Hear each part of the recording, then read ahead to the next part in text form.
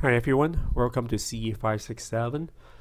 This lecture we will focus on pile groups, and this is also the last lecture of the foundations. And the next topic or next uh, items we look at will be retaining wall design. So this is our last lecture in deep foundations.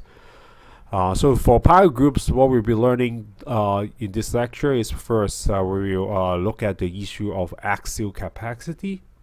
We will also introduce you some simplified design method for both sand and clay. So when the pile groups is embedded in different type of soils, you will expect different design procedure, because you're highly involved with those like a soil structure interactions.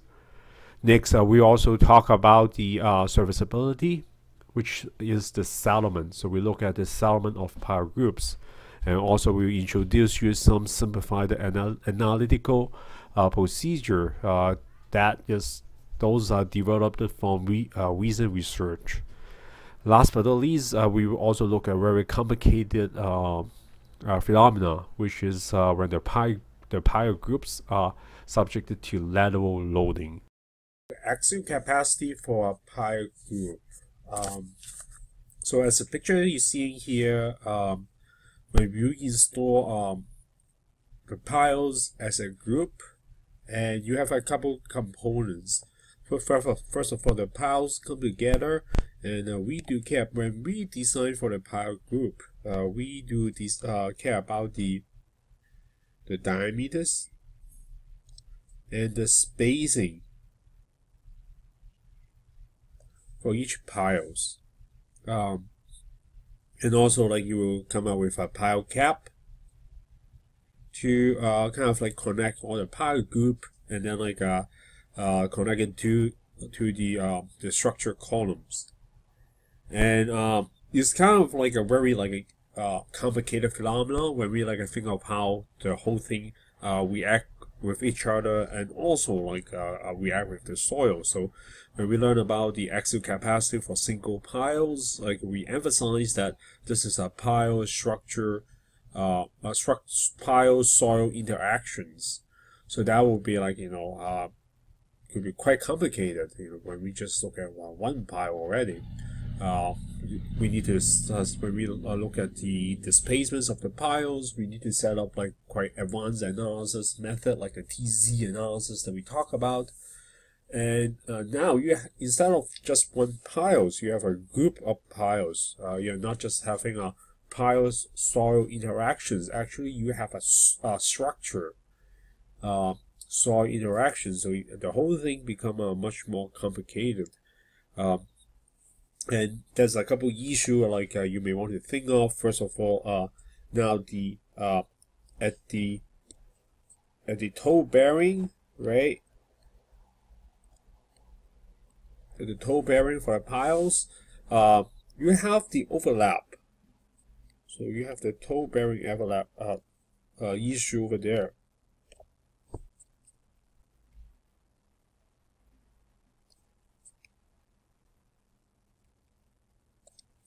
So when we design for the piles, the capacity comes from the toe bearing, and also come from the side frictions, right there, right?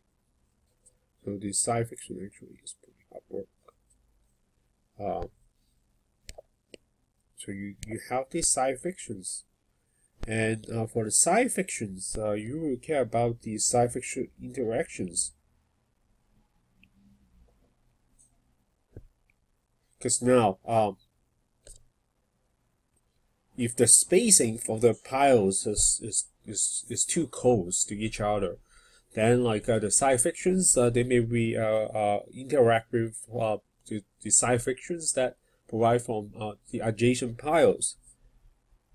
And moreover, you have a pile cap, and the pile cap, if it is like engaged with the ground, then could it provide vertical confinement, additional vertical confinements to the soil that you used to have to your piles? Remember, like the soil strength right? Because we need to look at the soil response too, because it's soil structure interactions, and the soil response, well, highly depends on the soil strength, and the soil strength, as we learned, like in C3, in the previous geotech class, is highly depends on the vertical stress. And now you have a cap over there. That will provide extra confinement, which could be a good thing. But also it's a functions of how this cap interact with the ground. If it is fully engaged or not engaged, is it like embedded some depth of the ground, or like is this kind of like above grade? So all this matter at the end of the day. And last but not least, like think about also the spacings of the pile is important. The spacings cannot be too close.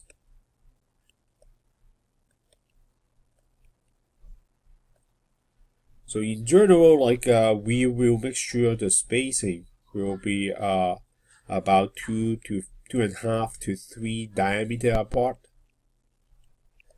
If this is too close to each other, if you have, if you are too close, less than like about 2.5 meters, what happens is you will have difficulties in the piles installations, which means like during the pile driving, because you have a hard time to, because you need to allow some room for error when you try to proceed the piles. If they are too close to each other, then the error or the marginal error becomes like too small for the constructability. So it cannot be too close for the piles. Otherwise, like you will have a really hard time for pile driving, and it cannot be too far apart. If it is too far apart, then you may even don't need a pile cap because it become like individual piles. But if they are too far apart and also you add a pile cap on it, then you end up to have a large pile caps. And that means this will be too expensive. Because imagine that, like the pile cap is not just a concrete. You have a lot of reinforcements inside the pile cap, and also the engagements between the pile caps and the piles. All this like is not only the construction material fees, but also the time. You need to make sure the connection is correct, and you need to make sure everything is on schedule. Then it will be really hard to make such a large pile cap. So at some point it will be too large to be not economically feasible. So with all this uncertainty, I call this uncertainties because think of all the challenge and all the factors that we need to consider. Our current state of practice try to capture all this uncertainty here with one single factors here. So the nominal axial load capacity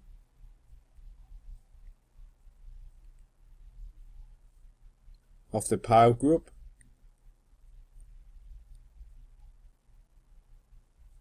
would equals to our group efficiency factor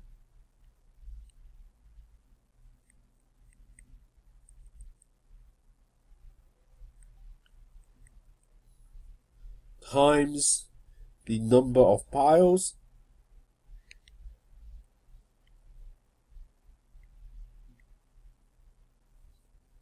in the group,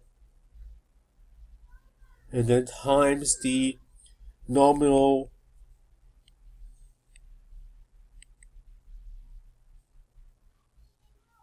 axial load capacity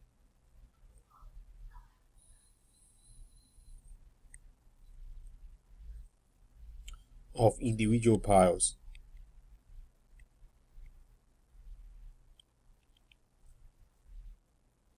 So all this uncertainty with that, or like the challenge we talk about, factor in a simple factor right there, just our group efficiency factors. And you can tell this is not like very sophisticated. Pretty much like, as a result, is more likely like we don't know, but we try to do something. So we use a very conservative factors right there to capture such a complicated phenomenon. So this is like the conventional design method by this simple formula, where likely if you have a more advanced project, you will need to have a sophisticated maybe like a three-dimensional finite elements or finite difference model to look at this into more details. And past research has seen that like in the factors of the group effect factors depends on a lot of different factors and open up like many avenues for future research, like the geometry of the piles, the diameters, the arrangements, the spacing does matter, how the load transfer method, the mode, so which means like the toe bearing versus the skin frictions, so different scenarios. Sometimes like some design rely more on the toe bearing because of the end bearing soils and sand, or some cases like you have a clay site and the most of the load being carried by the skin frictions. Then you also affect the group effect. And also the construction procedure, how to install the piles, the sequence of pile installations, the soil type. We talk about the sand versus clay. There will be a huge difference. And also how much times after the piles like are being installed, especially for clay, because where you have a clay site, during the pile driving, you would generate excess pore pressure, and you take times for the pore pressures to dissipate it out. So the times factors over there, and also the how the piles cap engage with the soils, whether it's embedded or like above ground, this also matter. And also what type of loading is this pile group piles is try to handle. Is that axial or lateral? All this matters.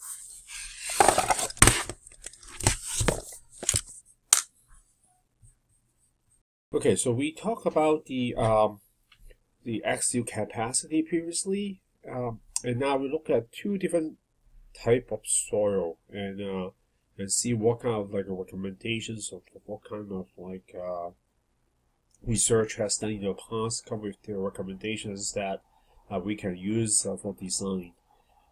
First of all, look at for the sand. So for the sand material, so O'Neill 1983, you come up with some recommendations based on the soil density. So if this is a loose sand,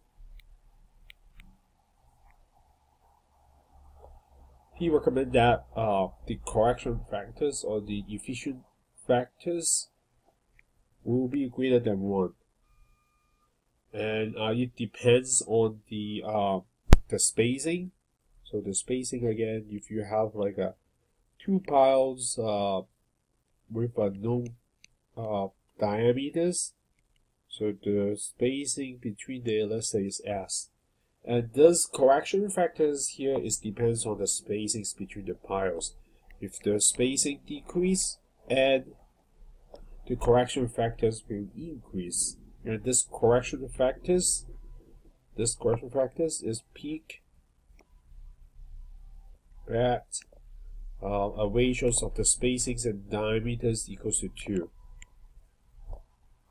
So the justifications here is when you have a sand soil, when you drive the piles, what happens is you will densify the so it's greater than 1, because you will densify the sand. So pretty much you are gaining strength for the pi group systems because of the densifications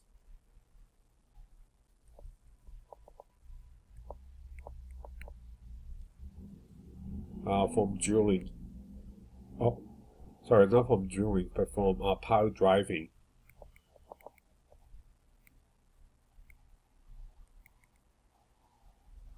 So the soil is densify when you drive the piles, and you will help to give you the increase the ultimate capacity for the pile group. And this is for the loose sand and for the dense sand. Since the soil is dense already, so you don't have that much like a benefit when you have as a loose sand. So for the spacing, that is the spacing ratios. So people just the spacing normalized by the diameters of the piles. If the distance of the ratio is between 2 and 4, so the correction factors is about equal to 1. So now it's not greater than 1; it's equal to 1. So pretty much it's assumed like the densifications factor is not there. And all this are different piles. So if there's a shaft, or if there's a P drill, so there's no P drill over there. Those are like different piles. But if you have P drill piles, which means like you have a pilot hold before you make a pilot hold before you are driving the piles, or this is a shaft. So pretty much shaft is kind of like you make a hole and then like you will pull in the concrete. So for that case, you need P drill. For any jacking, you need to ground the ground. So when you like P drill and you're also like grounding the ground, then like the benefit of driving the piles and densifying the soils is no longer there. Or you have a drill shaft, as we just mentioned. So for those scenarios, you are not densifying the soil. So the correction factors now will be about 0.7. So all this will go back to like this equation here. So pretty much like the correction factors is proportionally related to the nominal axial load capacity of the pile group. So that is O'Neill, and Hennigan et al. 2006. He come up with also recommended like correction factors. So he has more simpler recommendations. So the spacing, as first of all, he recommended that the spacing need to be greater than 3 times the diameter of the piles. We mentioned about that before. If the spacing is too small, then you will have a hard time to do the installations because you need to proceed the piles. If like they're too close to each other, you may have half time like not being like overlap. So it's more like feasibility on the constructions that you need like a certain spacings.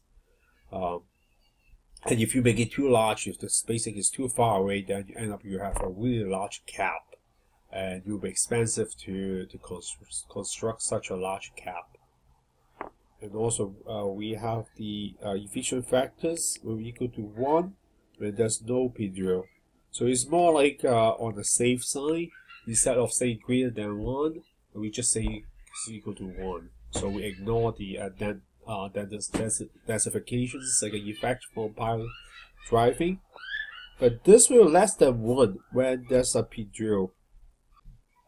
So again, like you were thinking about like the P drill, the drilling effect. We say like when you densify the soils, like the soil friction angle may increase, then that will end up like make the soil stronger. So that's why like the O'Neill et al. They will say the correction factors is greater than 1. But here like another author here, Hennigan's like he has another recommendations that is more on the conservative side. saying like the correction factor is equal to 1 when there's like driving piles happen for pile group. Okay, next we talk about clay. So the same framework. So all the factors, all the challenges, factors, like we talk about the overlap of the toe capacity, the toe pairing capacity. We talk about the interference of skin friction within the group for each individual piles. All those challenge, we try to factor it down to one simple correction factors, the efficiency factors. And for clay, it's a little bit different that now we, unlike sand, clay, you won't be densified when you drive the piles through it. The loose sand you will, because the pile driving, you cause vibrations, and vibration is good for densifying the sand.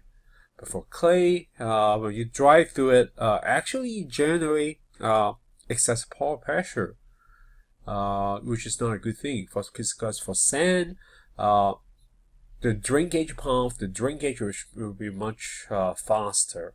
The water pass through sand really quick. So once it generates excess pore pressure in pile driving, pretty much like instantly you will be gone, and then you will result in decrease of volume, which means the densifications. So sand pile driving is helping, but for clay it's not actually. When you drive the piles, you drive pile 1 and then drive pile 2, drive pile 3. Actually, each time you drive the pile, you generate excess pore pressure. And remember, for the effective stress framework, right? Excess pore pressure means reductions of vertical effective stress, and a decrease of vertical effective stress will end up to be a decrease in strength. Because under shear strength, again, if you look at the Moore-Coulomb formula,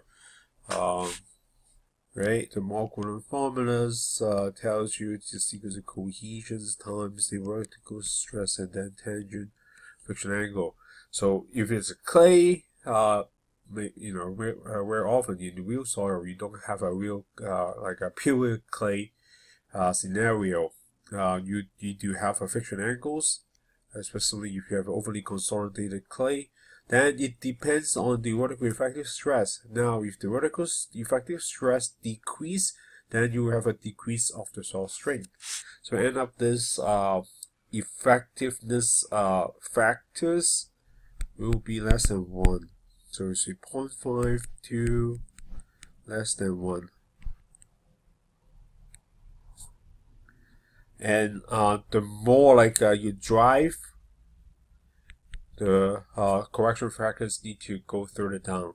So the correction factors will decrease when the number of piles increase, right? So the correction factors and at the end is the number of piles. So we are using consistent like terminology over there. But anyways, like so that is the basic setup for clay according to the recommendations from O'Neill method. And O'Neill, he also done like a few tests, experimental research, and this is what his findings. We talk about the setup time, right? So there's a time factors when we talk about clay. So there's a time factors right there.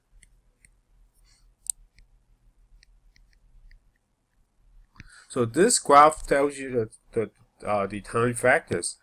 So when you have 1 piles only, and then this is pretty much is the generate the excess pore pressure. This is normalized by the hydrostatic pressure. But like this telling us is for single piles, you will take about 10 days. So once you drive the piles to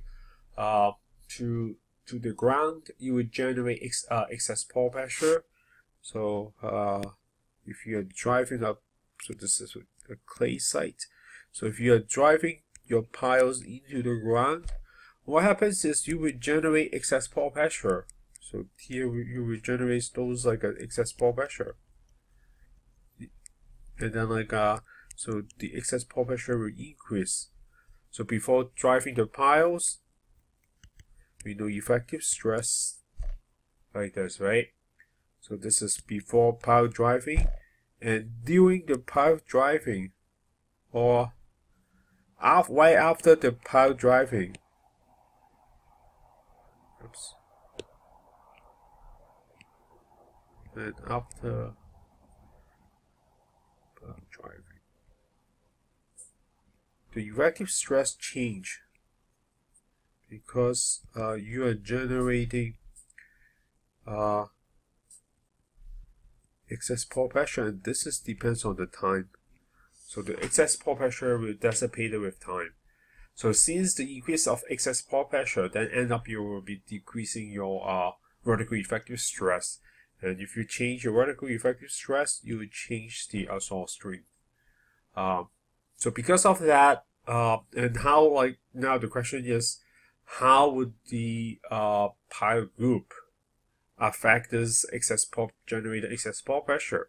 And O'Neill, he has done research based on different combinations of number of piles within a pile group, and compared it with a single piles. The more piles that you have, so the more the piles you have, the longer the setup times. So, or the excess pore pressure dissipated time. So the setup time will increase with the number of pile. So the setup time increase with the number of pile increase. So that's something you want to factor in for your design, which could affect your schedule, because after you drive the piles, put on the pile cap, you may need to wait.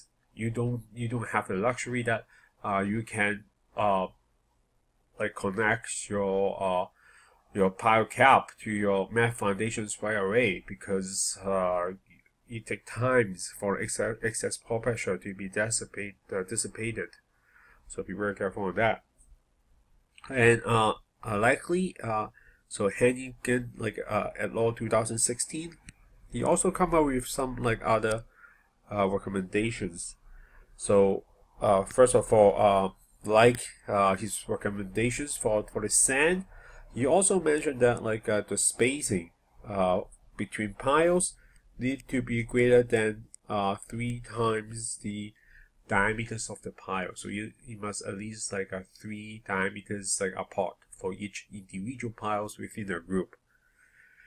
And also like he also looked at the factors for clay. It's important whether the pile caps has contact with the ground. So if the pile cap has firm contacts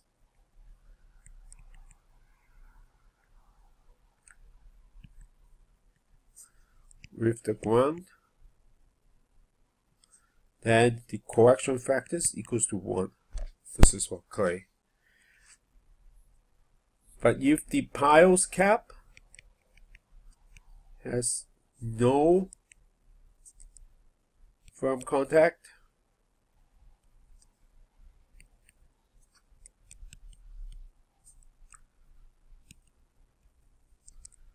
with the ground, then the correction factors will be equals to 0.7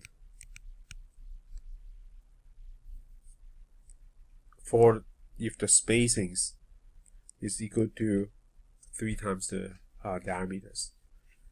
And if the piles is like apart far enough, so if you have higher spacings of at least 6 times the diameters, then you have efficiency of 1. So that's the suggestions from Hennigan's et al. 2006. And this also work on the soils that has a soil strength of at least like a 95 kilopascal. So you also look at the soil strength behavior right there. So that is the axial capacity design for clay. We talk about the block failure. So what is block failure? Is block failure happens when the pile groups fell together, which means like you could consider when you look at the pile group like here, you have individual piles, or like the failure can happen like on one of the individual piles, or like the whole group. The kind of like you could think of you have foundations with a lot of piles on it. Now what happens is and then like it's embedded on the soils, and the piles work together as a block, and this cause a failure that it shear the soil. So the whole group kind of fell together as a system. So pretty much is like an end-bearing capacity failure. But it's not just talking about one individual pile, but like the whole group causing the failure. So that's why when we tracking the block failure mechanisms, we need to encounter the whole group, which means when we calculate the end area or the toe bearing area, that we also discuss when we talk about the single piles, axial capacity. We need to think about the area, right? Whether when you have a hollow piles, hollow steel piles, whether the piles is packed with soil or not. If it's not packed, then you just consider the area of the steel material. But if the pile is packed, then you need to consider all the areas, which means like the whole diameters of the piles, because you assume the soil plugged into your whole piles and the whole thing fell together. So the area of the toe bearing is a key when you think of what kind of failure mechanism is it. So for this case, you have a block failures, and the end area will be equals to the entire group.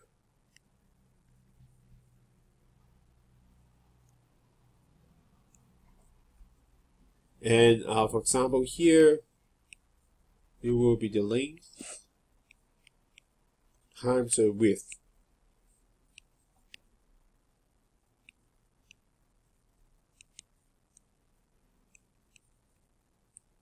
As opposed to so pretty much like the whole area fell together, right? As opposed to when there's only one individual piles fell, then you just talk about like one individual piles.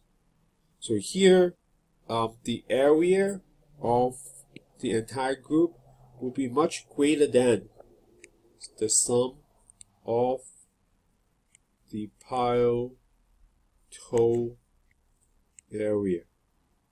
So if you only have like a one area here, then here will be n times your area. Because now like you are also considering the spacing between each individual pile. So that's why the area will be much larger when you have block failure effect that you are considering.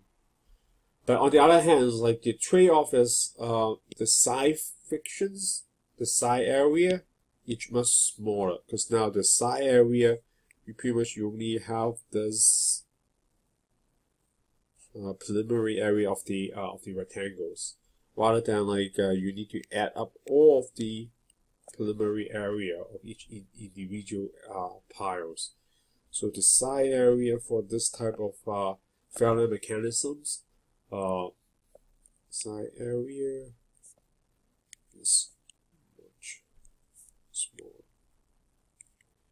So in design, you need, based on the your site's characteristics, what kind of soil you have, then you need to make a decisions, or you need to like at least check both of them. You need to check both like individual pile failure and also failure as a group. So if failure as a group, like you need to consider the proper area. If you're just checking one piles, then you need to adjust the loading assigned to that pile with a corresponding area that is supposed to take care of. So you need to check both of them. You know, when I do design, I think I will check both of them. And for some particular scenario, you need to pay special attentions to the block failure. So those are the comparisons between single piles and as a pile group. And when you're checking for the block failure, we want to find the toe bearing capacity. So as the block failure check, if you try to looking for the toe bearing capacity,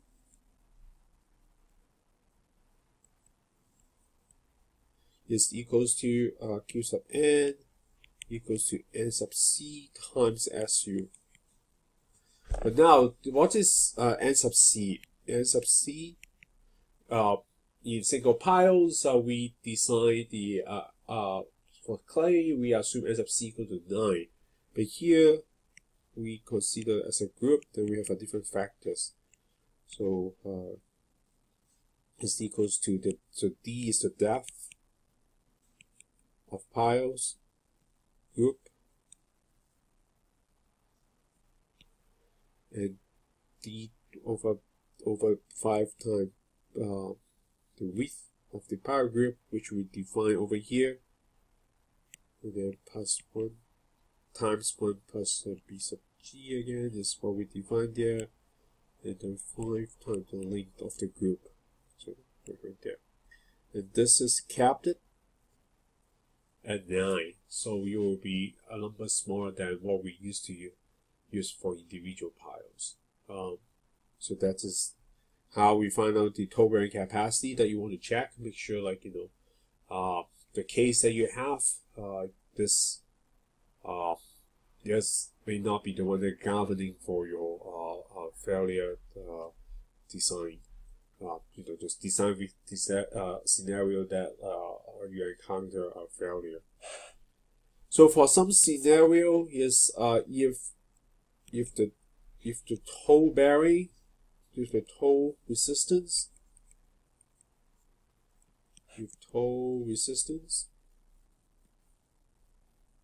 is small.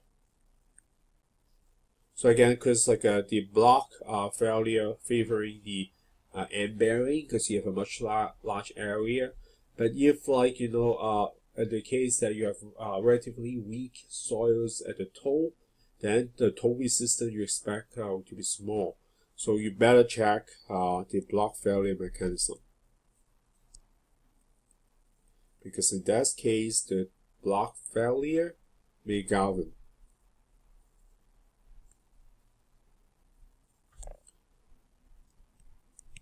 Also, for the case that if the toe bearings is found in clay, and then like you have very like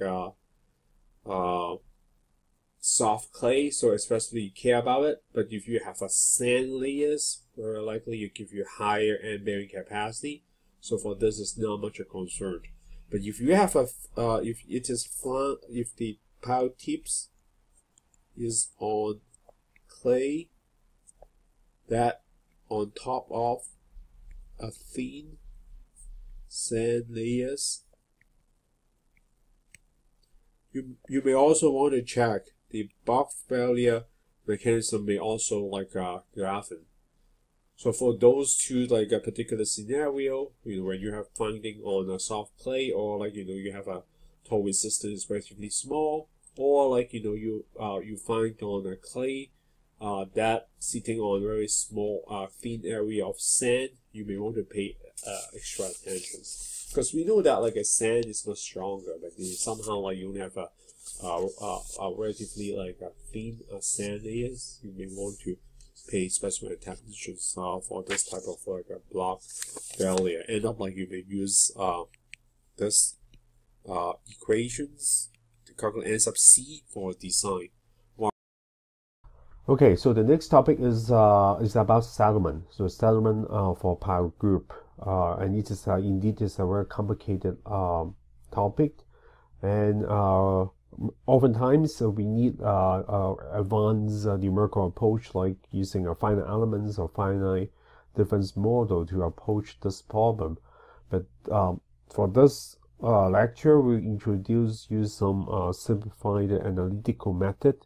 But before get to that, we need to realize that for a pile group, actually is you would expect much more displacement or settlements when you're analyzing a pile group compared with an individual pile, because of the heavier stressless zone that you create as a group rather than individual piles. So settlement is an important aspect when you design for a pile group. So it's kind of always like a box that you need to check. Make sure, like, you look at this issue and then try to estimate the settlements, no matter using analytical approach, the simplified one that we will introduce, or setting up advanced numerical model. Hopefully it's a 3D models to try to capture the settlement problems. But anyways, last but not least, very important, as a group, you expect higher settlements than when you analyzing this problem as a single pile, because you have a much heavily stressed zone when you have a pile group. And next, instead of going to a fully advanced model, the very complicated numerical models using some commercial package like FLAC or Plexus to look at this problem. There's some recent research, like about a decade ago, that give us some guidelines on how to look at this problem using a more like a simple form of analytical approach to simplify the problems and try to estimate the settlement for a pile group. And one of the methods is the equivalence footing method. So the way it works is you have your pile group systems. You have the pile caps, and then you have a group of piles. So what this method suggests is try to locate or try to estimate the equivalence footing locations. So you identify this depth, which is locations at some distance from the pile cap. After that, you assume the stress that induced by the footing. Actually, we start from there, and then you will transfer to the soil with distributed, evenly distributed stress zone. So we call the influence zone. So now the key is try to find the locations of these equivalent footings, and the locations depends on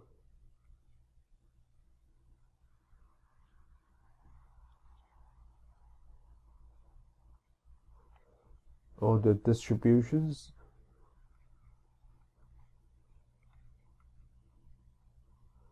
of load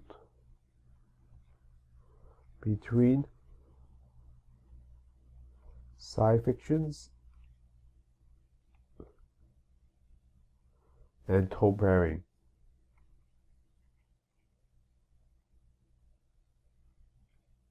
And very importantly, the locations of these footings is also depends on the soil profile.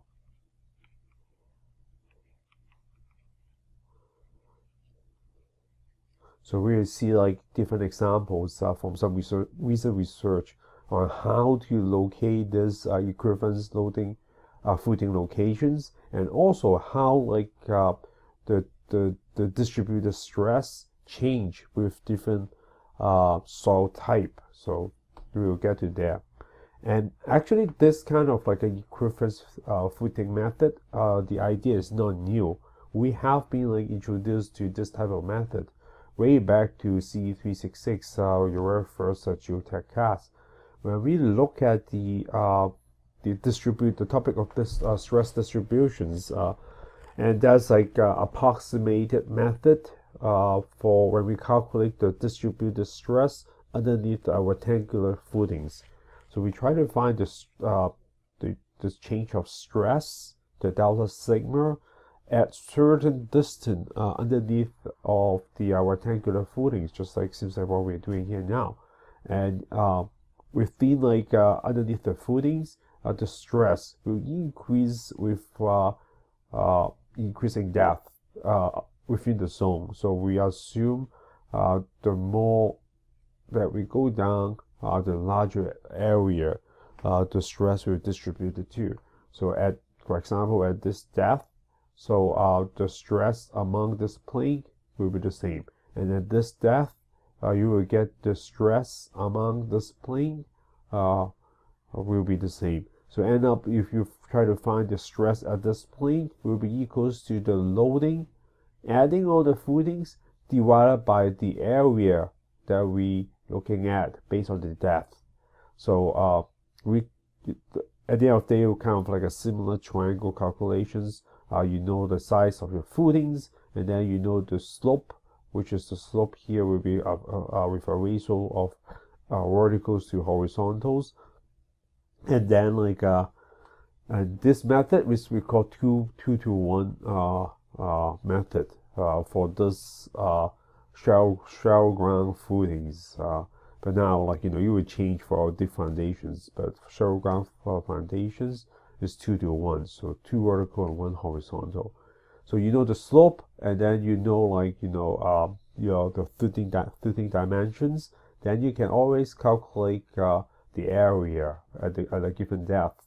Then you know this like an area, so which is the area calculations there. So you know the area, you know the loading. So grad school with me, so he did some very good work for his PhD studies. I will see whether I can recover his PhD thesis and also upload to Canfax, so you guys can read it and then have an understand how, like, you know, all those equivalence footing methods come out from a lot of like a few studies to come out with those this simplified analytical approach to find the settlement for group piles. But anyways, here we see for different type of soils. So maybe the baseline case is like here. For this box, you see you only have a clay profiles, and all the way like to very deep ground. And what happens here is first they locate the equivalence footing locations as 2/3 times the depth of the piles, and that is the locations for the equivalence footings. But before that, before we get to that point, the influence zones already increased with ratios of 1-to-4. So you will know the area at this point. So pretty much like because you know the depth, so you know this pretty much is just like a triangle.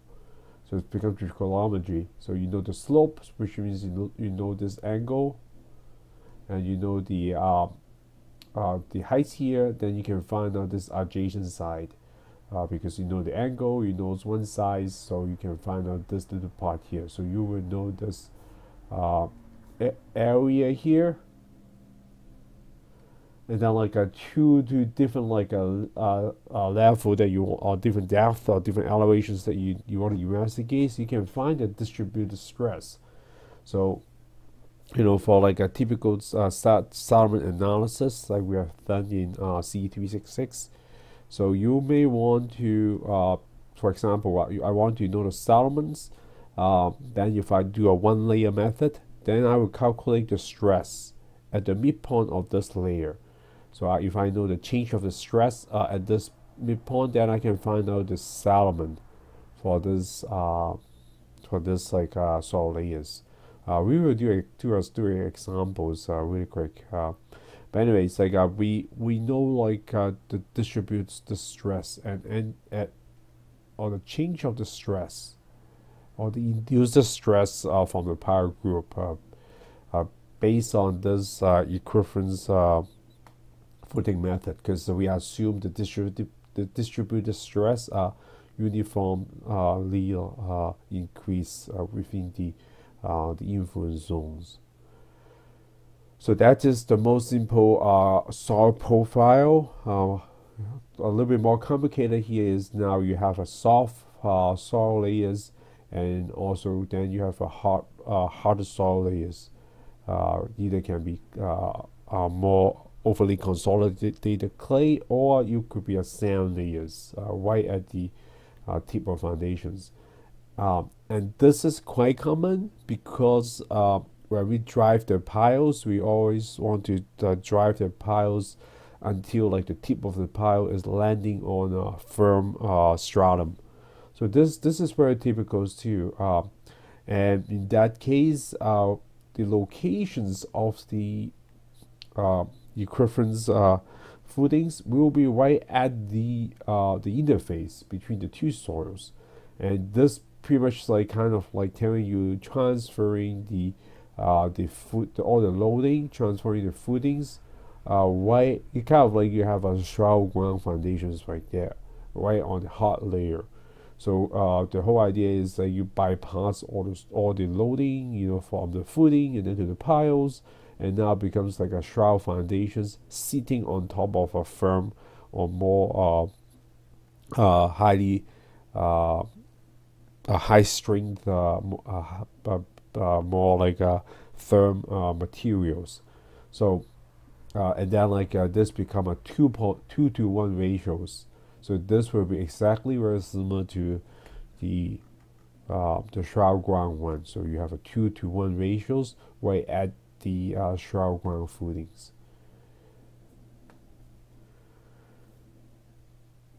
Even though you have a softer layers underneath the hard layers, the influence zone will carry on with the same slope. So with or without the softer layers underneath the firm layers that the footing is resting on, you still follow 2:1 zones right there. So here, things got a little bit more complicated when you have a sand on top of clay, and you will see how the whole thing start to be more complicated. So first of all, the influence zone will start at the equivalence footings, which is again 2/3 of the depth of the whole depth, and then you have a little bit more complicated the geometry right there, because you have a transition zone from H1 to H2, provided that the tip of the piles is not resting on the interface of the soil layers. And then you need to take count of the difference, change of the slope of the dimensions of the influence zones, from changing to 1:4 to a ratios of 1:2, and based on a difference length right there. So first you identify the locations for the equivalence footings, and then find also based on the remaining part of the piles, then you calculate when you need to change the slope. So this got a little bit more complicated. And then here, the last one is you have a clay materials, have a sandwiched in a sand layers, and for this case now, again the equivalence footings will be located at 2/3 depth, but the influence zones start way right after your pile group cap. So you need to beware of when the influence zone start to change the slope, and how to divide it your soils into different influence zone layers. So based on different soil type, we will have different analytical procedure. Okay, let's talk about a K history. So there was a K history from 1938 at New Orleans, when building Charity Hospital at New Orleans back in 1938. So the project is, we have a hospitals that's supported by more than 9,000 timber piles. It's about 9,700 tin piles, and geotech explorations has done. So they got the soil profile, and they find a dense sands layer. So back to those old days, there's a lack of understanding of pile group effects, and also as well as the soil mechanics, including consolidation theory. The consolidation theory pretty much just came out from Tersaki back to the late 30s, from the previous century. But anyways, based on so what back to the old days, what they do is they do a geological profiles based on geotechnical investigations. So pretty much like boring logs, and draw a soil profile. And now they find this dense sand layers, and then they have done load the in situ load test. So again, the in situ load test is always the best available information, because it's right on site, and also it's site specific data. So if you get if your piles survive the load test, pretty much you are quite confident, because right on the site, and also you get the real site specific data. But what they have done back in the old days is they only do single piles load tests. So they have done a couple of single pile load tests, and the hospital is a very important structure. So you could imagine the tolerance of the settlements will be very small, because if there's too much settlements, you will damage the structure, and any form of important instruments, and also the structural requirements over there should be very strict. So they have done the structural pile load tests. They come out with test results of only causing 0.25 inch settlements based on single piles, and with a fact, it tells us they have a factor of safety of 4. So they are very confident that this dense sand layers can support the loading for the design criteria, both the axial capacity, and also very important, the settlement issue. So they don't expect much settlements. But what happened is 1 year later, or even during constructions, they record a 5-inch settlements. And 1 year after constructions, they record 9-inch settlements, which is totally a nightmare, and you will take away the functionality of the structure.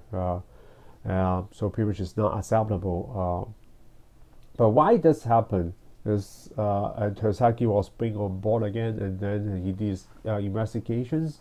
Is now he look at instead of individual piles, he look at the piles as a group, and then he concluded that since you have a group pile effect, so the zone of influence be underneath the pile groups will extend much deeper. So if we just consider one pile, single piles, so the influence may be will be like this, the zone of influence. So we saw a picture a couple slides before, right? So when we only have individual piles, the stress zone will be much smaller compared to when you have a pile group. So this is what exactly happening in this case history back in 1938 at New Orleans. Is now you have a group effects, and your stress zone was extending much deeper. And in fact, there's like a soft clay underneath the dense sand layers. So what happened is because the pile group they interact with as a group, then the stress go to the third extent to those soft clay layer, and those soft clay layers can deform much higher than like the sand layers. So that's why the extensive settlements was recorded because of this pile group effect. So since then, like like more like a research, more effort, leading by Terzaghi, was done like advancing in the basic concept of soil mechanics. Very importantly, the topic of soil consolidations, which leading to more precise estimations or design in settlements. And also since then, like later on years, like 40s, 50s, like a lot of work done in Texas. They look at the pile group effect and further understand this type of phenomenon.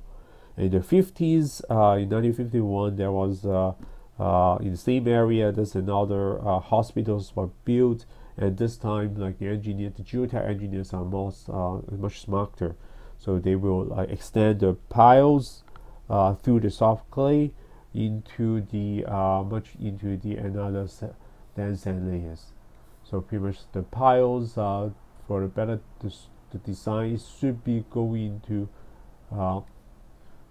the sand layers that are on top of the stiff clay layer, so bypassing all the soft clay.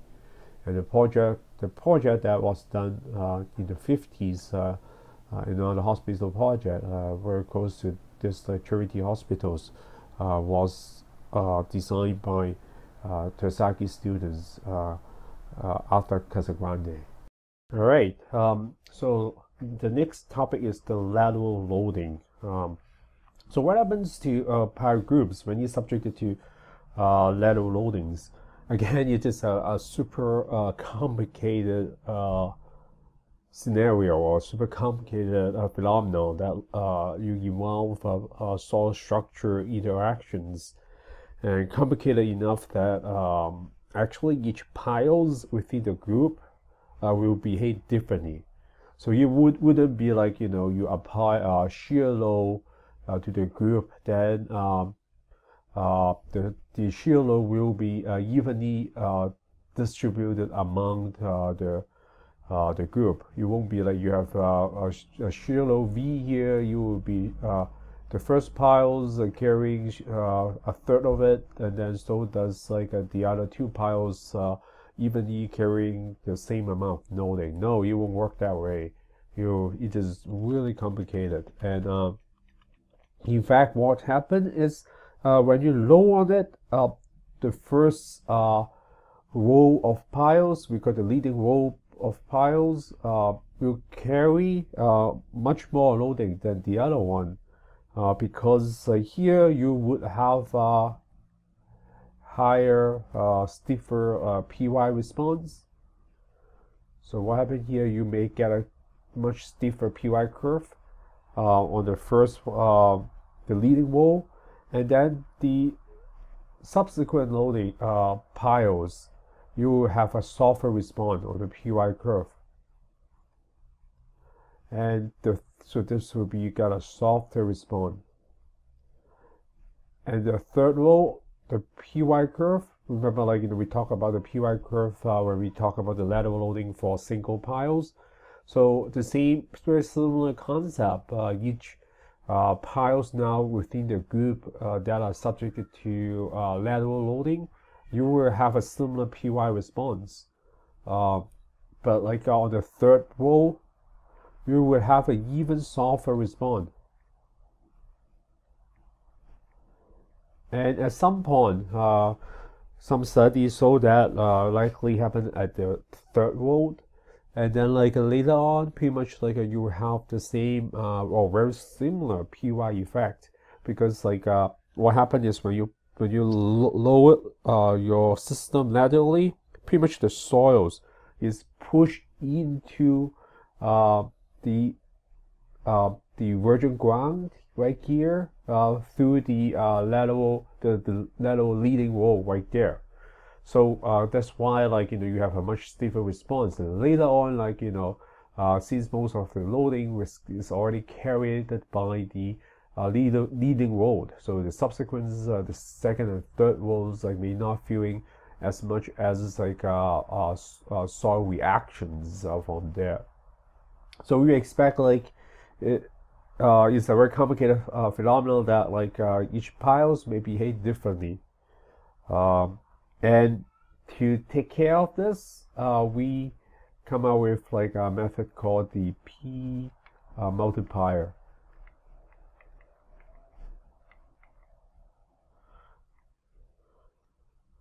So what happened is like so this is your lateral capacity, and then we have a correction factors. So based on the spacing of the piles, some references like we mentioned before that at least like you need at least 3 diameters of the piles. So the first row of piles you carry most of the lateral capacity, so that's why we have the highest correction factors no matter what distance or what spacings between the piles, and you have the highest number compared to the second and the third rows. And this general method also assumes that after the third rows the effect is about the same. So you apply the same factors to the subsequent rows afterwards, and the second rows like will be something between the first and the third row. So that's just what we have. And at the end of the day, like why this is 0.7 and this is 0.85, and unless the spacing is large enough that you have a factor of 1 right there. So if you have a spacing that is large enough, like 6 times the diameters, we assume that there will be no grouping effects, pile group effects under the lateral loading. Of course, like the higher the more spacing you are, then what ends up is you need to have a much larger pile caps, and then you will create increase your budget quite a lot. So you need to balance like based on design what you want to do. Whether you save your costs on the pile caps, so the piles will be more close to each other. And also remember, if the piles is too close to each other, you may have a harder time for the constructions, and then you may delay your schedule. So that's another issue. Or like you have a lot of spacings, and then like you kind of like gain the lateral capacity here, but like the trade-off is you need to spend more money on a pile cap. So anyways, when you compare the pile groups, so you see you have those like less than a factor of 1 effects right there. When you have a pile group, the stress overlap. So end up like the PY curve that you get, you can imagine like here you need to multiply by 0.7 already. So when you compare with a single piles, it's always that like the PY curve are softer when compared to a single piles, unless again if your spacing of the piles is large enough. And next, and how would we analyze this? Well, again, this is a very complicated like phenomenon. Like the factors tables we come up here is just very rough guidelines. So if you need something like ballpark or preliminary analysis, I think it work well.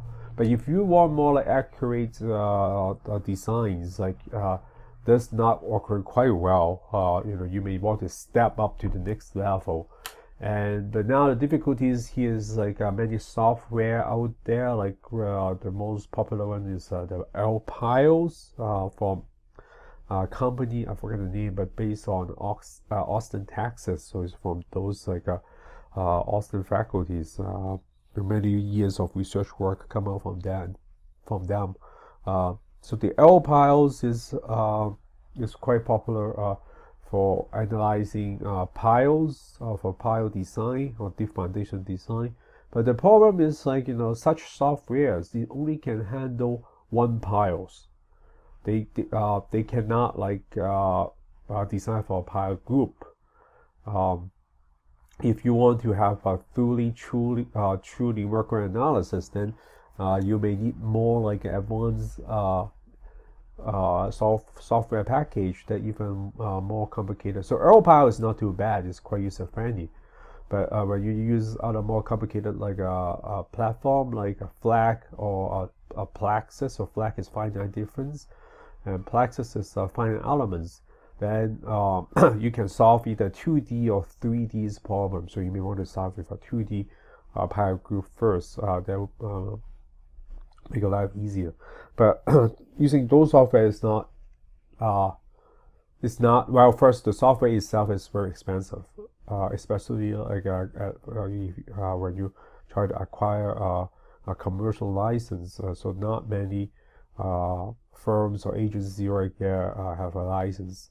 But anyways, like those are not cheap. So here, Hannigan's 2006, they come up with a recommended procedure to analyze a pile group under lateral loading using software like LPile that only can model a single pile at a time.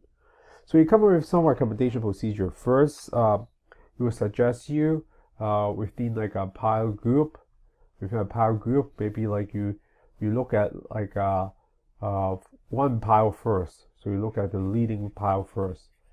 So you look at the leading piles. That's your first step, and then the second step you recommend is is to apply. So first, like you look at your first pile group. Right here.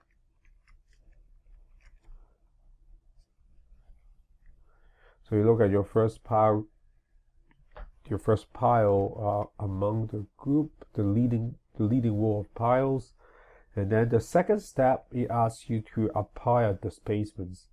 So you would apply like a displacements right there. I call it X. So you try to move the piles in your software, and then third, you assume lateral capacity for your piles. And based on the assumed lateral capacity, the next is try to find the shear stress. So to find the shear stress that can match. So you can do all this in the software to match the displacements that you have at the beginning. So find the shear force that can match the displacement under the lateral capacity. And then next you would repeat this procedure for the second and the third row of piles. So step number 4 is repeat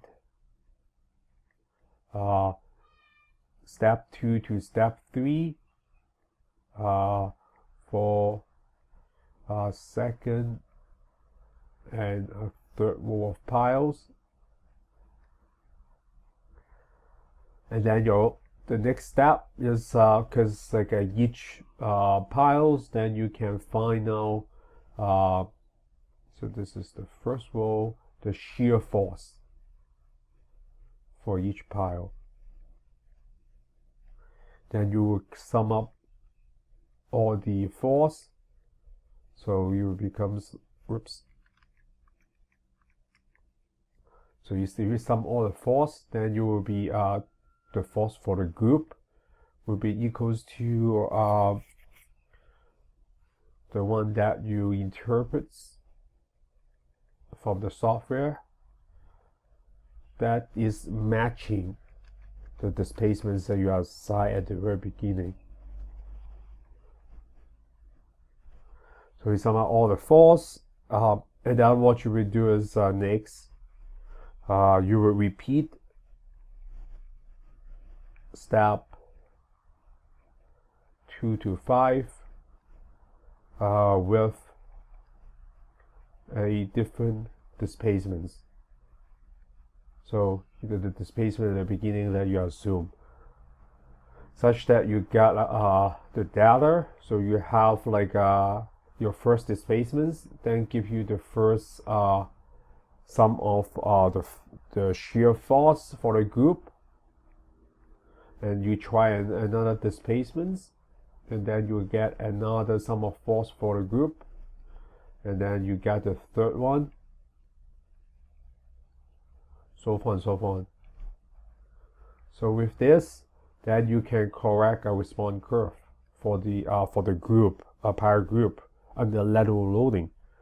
So you will have the displacements versus the if you plot all the data here, the shear force group for the group piles, you got this curve, and you can use this curve for your design. Then now, what is based on different scenario, your expected lateral displacements. Then you will expect what kind of like a shear force are part of your power group. So that is like quite like a smart engineering like a procedure to get around the problem that you only have single piles software, a software that can only model a single piles. So you don't need to like go to those expensive software and also spend a lot of engineering hours to try to make the model work. And with here, you can this kind of procedure helps you to observe how like a single piles like responds versus a group, so you can understand the foundation better. So there's like a no perfect method. Like if you're really good on the flag or fine element modeling, and if you have the access to the software, why not go straight to those like a finite elements or finite difference analysis? But if you have limited resources, or you want to see like the response of each piles more like clearly, then this will work.